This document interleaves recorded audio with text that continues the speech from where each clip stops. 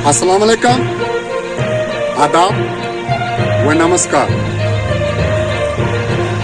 जो कांग्रेस का ना हो सके, जो कांग्रेस के ना हो सके, वो जम्मू कश्मीर के सीएम के उम्मीदवार हैं।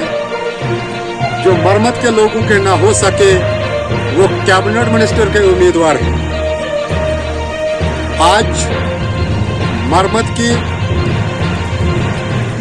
पॉलिटिक्स के बारे में आज मैं कहने जा रहा हूं। जिस तरीके के साथ हमारे जम्मू कश्मीर के अंदर दल बदलू पार्टियों का जो सिस्टम इस वक्त चल रहा है, जो हाल ही में कांग्रेस से कन्वर्ट होके एक डेमोक्रेटिक आज़ाद पार्टी जिन्होंने बनाई है, वो हमारे ऊपर एलिगेशन लगा रहे हैं कि आप भाजपा के ये पैसे पर पलने वाले हो।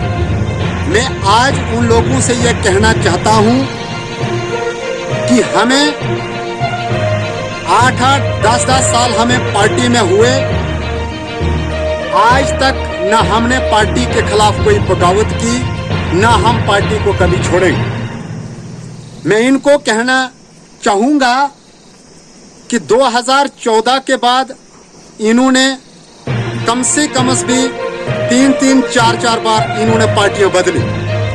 उसका ये कारण है कि ये परमानेंट मिनिस्ट्री चाहते हैं, परमानेंट पावर चाहते हैं। और मैं जो हमारे मरमत के अंदर जो यहाँ पे कांग्रेस से कन्वर्ट होकर जो डेमोक्रेटिक आज़ाद पार्टी में जो लोग गए, मैं उनसे यह सवाल करूंगा कि आप किस मुद्दे पर लोगों को भड़का रहे हो। मैं आपसे यह पूछना चाहूंगा कि खलैनी से पीछे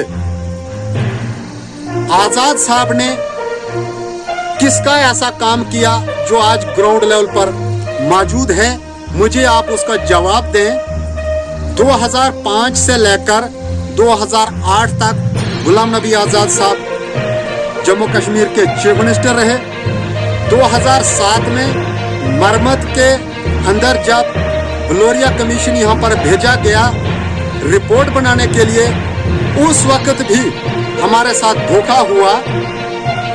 उस दौरे इक़्तिदार में ठाठरी सब डिवीजन बनी, गुंदो भलेसा जो है सब डिवीजन बनी, मगर हमारे मरमत को तब भी नजरअंदाज किया गया। मैं पूछना चाहूंगा कि खलैनी से पीछे पूरे मरमत में आज़ाद साहब ने क्या दिया? और आज़ाद साहब ने दिया, भद्रवा को उन्होंने दिया, भलेसा को उन्होंने दिया, और बाहर उन्होंने काम किया।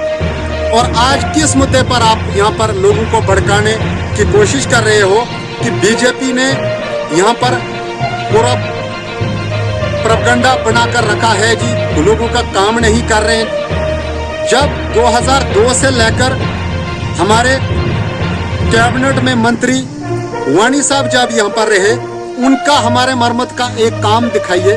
हमारा एक रोड 2002 में सैंक्शन हुआ, दरंगा टू मंगोता, आज तक वो रोड जो है यहाँ पे बंद है। जब 2014 में यहाँ पे शक्तिराज पढ़ियार जी जब यहाँ पर एमएलए बने, तो उनके दौरान उसका काम जब शुरू किया गया, तो ये आपके जितने भी वर्कर यहाँ से मिलकर इन्होंने रोड को बनने नहीं दिया, इन्होंने रोड के ऊपर स्टे कर दिया। और आज हमें आप बता रहे हो कि यहाँ पर भारतीय जनता पार्टी ने कोई काम नहीं किया। वानी साहब के दौरान हम्बल से देदनी के लिए रोड वहाँ पर सैंक्शन हुई, जो टोटल 500 मीटर टोटल वो निकाली गई थी, उसका काम बंद कर दिया। और फिर जब शक्तिराज पढ़ियार जी यहाँ पर आए, तो उन्होंने आज उस रोड को देदनी में पहुंचाया है। मैं पूछना चाहूंगा ये जितने भी कांग्रेस के लोगों से कि जब अब 2002 से लेकर 2014 तक आप अलायंस में रही आपकी सरकार, तो आपने मरमत के लिए क्या दिया?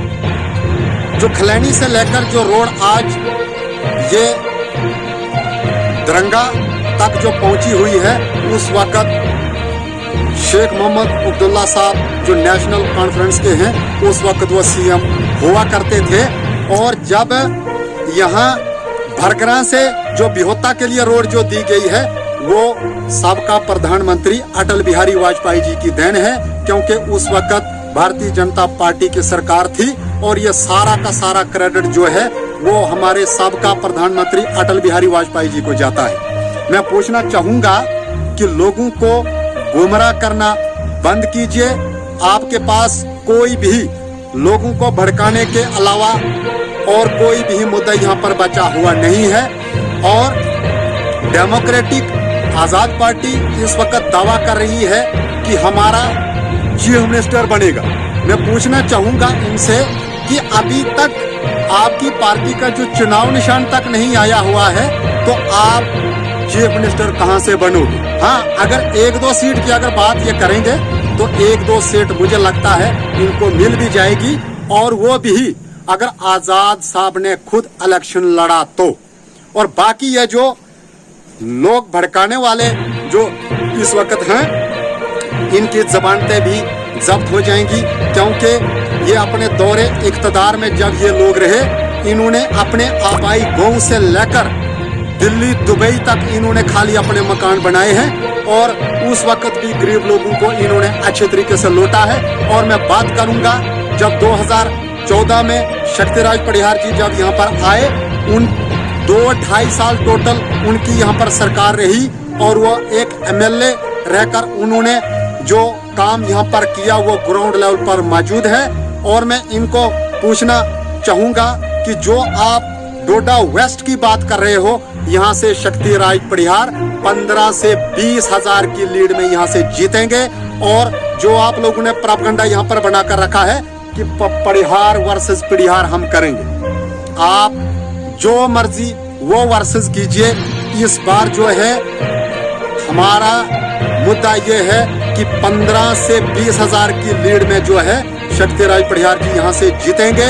और 2020 के डीडीसी चुनाव में जो आपने यहाँ पर वादे किए थे कि हम पंचतारा से लेकर रक्की नाले तक हम डेवलपमेंट करेंगे, तो आप मुझे उसमें से एक वादा भी जो आपने अगर पूरा किया हुआ है वो हमें बताइए, और लोगों को बेवकूफ बनाना बंद कीजिए।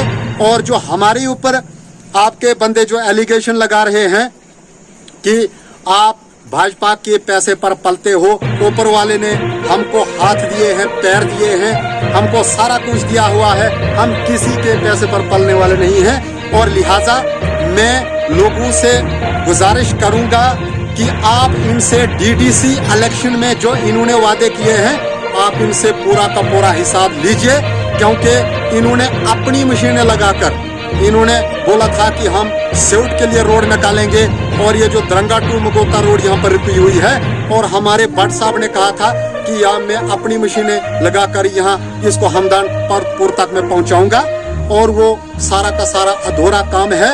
और ये जितने भी यहाँ पर हमारे ऊपर ये एलिगेशन लगा रहे हैं, ये जितना मर्जी उतना हमारे खिलाफ प्रोपेगेंडे अपनाएं, क्योंकि इनका काम है एलिगेशन लगाना, और ये खुद 1-2 साल के बाद ये पार्टी से भागते हैं। और मैं एंड में यही कहना चाहूँगा कि जो हमारे खिलाफ ये लोग यहाँ पर प्रोपेगेंडा बनाने वाले हैं, ये सुबह आपके साथ होते हैं और शाम को ये भारतीय जनता पार्टी के कार्यालय में होते हैं, क्योंकि इनको ये पता है कि इस वक्त हमारी कोई नहीं सुनेगा, और वो कार्यालय में आकर ये फिर भी उधर पड़िहार साहब के पैर छूते हैं। बहुत बहुत धन्यवाद।